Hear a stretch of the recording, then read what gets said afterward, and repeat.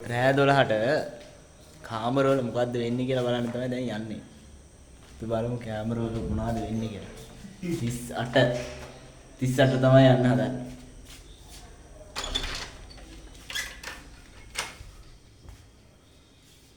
මේ බලන්න ජීවිත අම්මලා දුක් මහන්සියෙන් ගෙදරට බරක් වෙන්නේ නැතු උඹ පුතේ හොඳ මිනිහෙක් වෙයන් කියලා කැම්පස් එවුණා. මුන් වෙඩි තියා ගන්නවා. මේකේ මූ කන මදේ වගේ හැමතිස්සෙම නිදා ගන්න එකයි වැඩි. මූට ජීවිතේ නිදා ගන්න එක තමයි ජීවිතේ. නැගිටපන්. පාඩම් කරපුවා කියපන්. පාඩම් කරා මචං. මොනවයි පාඩම් කරේ උඹ? මම සයිකෝ පාඩම් කරලා තියෙනවා. කියපන් මනෝවිද්‍යාව පියා. විල්හෙල්ම් වුඩ්. වුඩ්? විල්හෙල්ම් වුඩ්. ඌ කරපු පරීක්ෂණය මොකද්ද බං?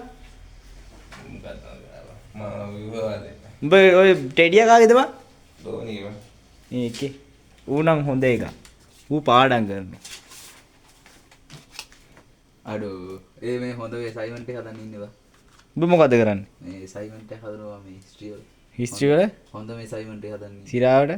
උඹ කොළවලද ලියන්නේ? බෑච් টොප් දාන්න. අනිත් ඒම් ටයිප් කරනවනේ බං. මේ මම බෑච් টොප් දාන්න ඉන්නේ බා. ඒ කොහොඹ ලියපු දැන් කරුණු මේ පිළියෙම බා තාම එකක් ලියන්නේ නැහැ.